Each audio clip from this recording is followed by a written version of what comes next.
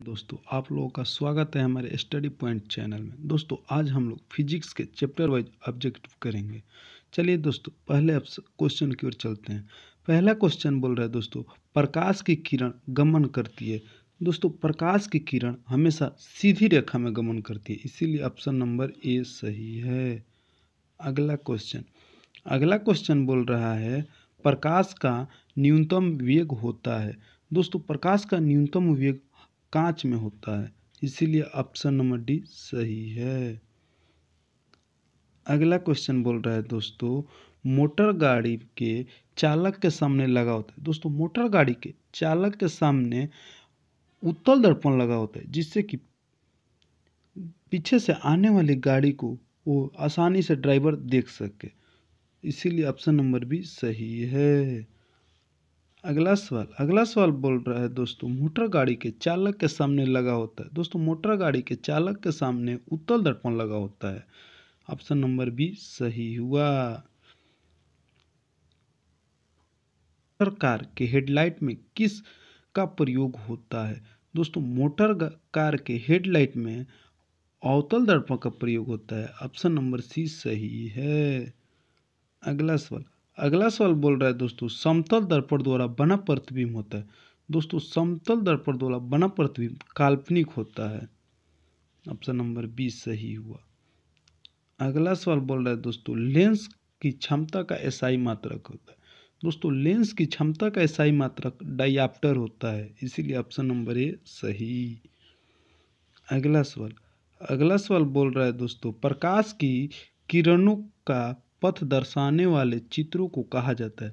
दोस्तों प्रकाश की किरण यानी कि प्रकाश सीधी रेखा में चलती है। दोस्तों प्रकाश की किरण को इसी सीधी लाइन से दर्शाते हैं, इसीलिए दोस्तों इसको किरण आरेख बोलते हैं, इसीलिए ऑप्शन नंबर ए सही है।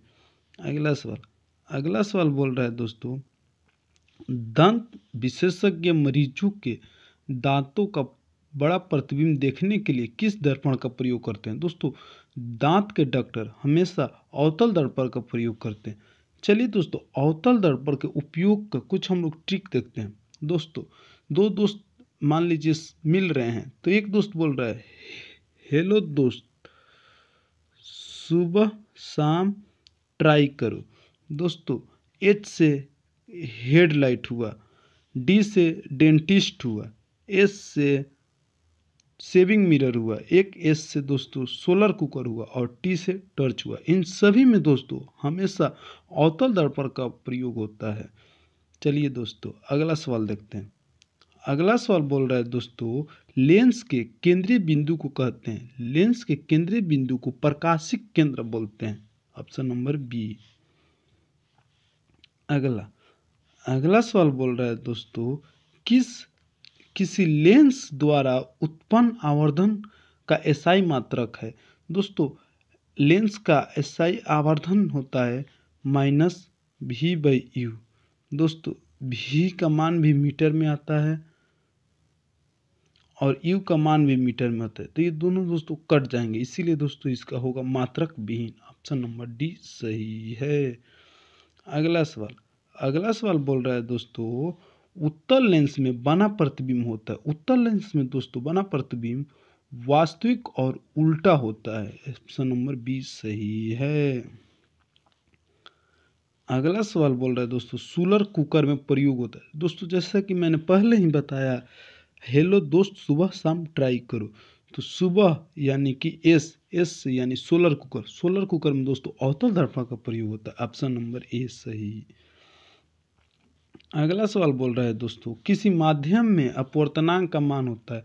दोस्तों किसी माध्यम में यानी कि म्यू इज इक्वल टू होता है दोस्तों sine i by sine are,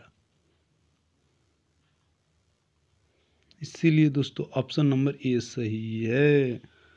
अगला सवाल बोल रहा है, लेंस के मुख्य फोकस की संख्या कितनी होती है। दोस्तों लेंस में मुख्य फोकस की संख्या 2 होती है, ऑप्शन नंबर ए सही है। अगला सवाल देखते हैं दोस्तों। अगला सवाल, काल्पनिक प्रतिबिंब होता है। दोस्तों काल्पनिक प्रतिबिंब यानी कि आभासी प्रतिबिंब हमेशा सीधा होता है। दोस्तों इसका एक हम लोग ट्रिक बताते हैं। काल्पनिक यानी कि आभासी, दोस्तों आभासी यानी कि आसी लिख लीजिएगा दोस्तों, आ से आभासी और सी से सीधा प्रतिबिंब। आभासी प्रतिबिंब दोस्तों हमेशा सीधा होता है। अगला सवाल बोल रहा है दोस्तों, एक उत्तल लेंस की क्षमता एक डायप्टर है तो इस लेंस की फोकस दूरी होगी। दोस्तों लेंस की क्षमता यानी कि P = 1/f होता है। f मीटर में रहे या सेंटीमीटर में होगा तो वो 100 सेंटीमीटर होगा, तो इसीलिए दोस्तों लेंस की पावर हो जाएगा 100 सेंटीमीटर। चूंकि दोस्तों उत्तल लेंस है तो सी प्लस में होगा, यानी कि ऑप्शन नंबर सी सही है। अगला सवाल बोल रहा है दोस्तों, दाढ़ी बनाने में कौन सा दर्पण प्रयुक्त होता है। दोस्तों दाढ़ी बनाने में शेविंग मिरर, यानी कि शेविंग मिरर में दोस्तों अवतल दर्पण का प्रयोग होता है। ऑप्शन नंबर सी सही है। अगला सवाल, प्रवर्तन के नियम से निर्धारित होता है। प्रवर्तन के नियम से दोस्तों निर्धारित होता है आपतन कोण बराबर प्रवर्तन कोण। ऑप्शन नंबर ए सही। अगला सवाल, एक अवतल दर्पण की फोकस दूरी 10 सेंटीमीटर है तो उसकी वक्रता त्रिज्या होगी। दोस्तों फोकस दूरी 10 सेंटीमीटर है तो वक्रता त्रिज्या बोल रहा है दोस्तों R = होता है 2f। तो दोस्तों यहाँ पे फोकस दूरी 10 सेंटीमीटर तो 2 × 10 यानी कि 20 सेंटीमीटर। ऑप्शन नंबर बी सही हुआ। अगला सवाल बोल रहा है दोस्तों, साइड मिरर के रूप में प्रयोग होता है। दोस्तों साइड मिरर के रूप में उत्तल दर्पण प्रयोग होता है। Option number B. अगला सवाल, किस लेंस के द्वारा सिर्फ काल्पनिक प्रतिबिंब बनता है। दोस्तों काल्पनिक प्रतिबिंब हमेशा अवतल लेंस के द्वारा बनता है। ऑप्शन नंबर बी सही है। अगला सवाल बोल रहा है दोस्तों, जब प्रकाश की किरण हवा से कांच में प्रवेश करती है तो मुड़ जाती है। दोस्तों जब किरण सघन माध्यम से विरल माध्यम में जाती है तो वो हमेशा अभिलंब के निकट मुड़ती है, यानी कि ऑप्शन नंबर बी सही है। अगला सवाल बोल रहा है दोस्तों, किस दर्पण में हमेशा वस्तु से छोटा प्रतिबिंब प्राप्त होता है। दोस्तों उत्तल दर्पण में हमेशा वस्तु से छोटा प्रतिबिंब मिलता है।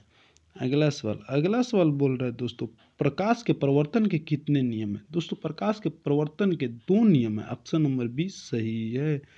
अगला सवाल बोल रहा है, निम्न में से कौन सा पदार्थ लेंस बनाने के लिए प्रयुक्त नहीं किया जा सकता है। दोस्तों मिट्टी से हम लोग कभी भी लेंस नहीं बना सकते, इसीलिए ऑप्शन नंबर डी सही हुआ। अगला सवाल बोल रहा है, अवतल लेंस को कहते हैं। दोस्तों अवतल लेंस को हम लोग अपसारी लेंस भी कहते हैं, इसीलिए ऑप्शन नंबर सी सही हुआ।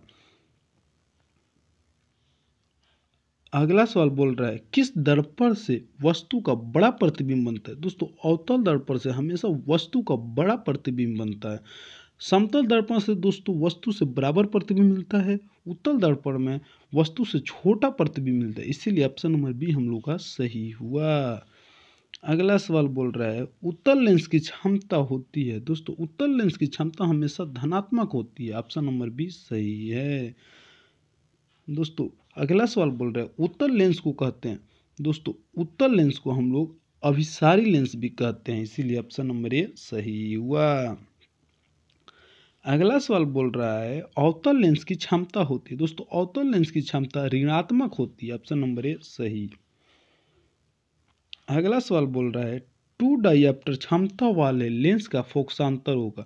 दोस्तों P = 1/f होता है। दोस्तों P यानी कि 2 डायप्टर 1/f यानी कि सेंटीमीटर में दोस्तों तो 100 सेंटीमीटर बट्टा का f दोस्तों इधर चला जाएगा, तो यानी कि f = 100 बट्टा का 2, तो 2 से दोस्तों 50 बार, यानी कि फोकस का मान 50 आएगा, यानी कि डी ऑप्शन सही है। अगला सवाल दोस्तों, आज के लिए इतना ही दोस्तों, फिर मिलेंगे हम अगले दिन अगले चैप्टर के साथ। तब तक के लिए दोस्तों धन्यवाद। जय हिंद।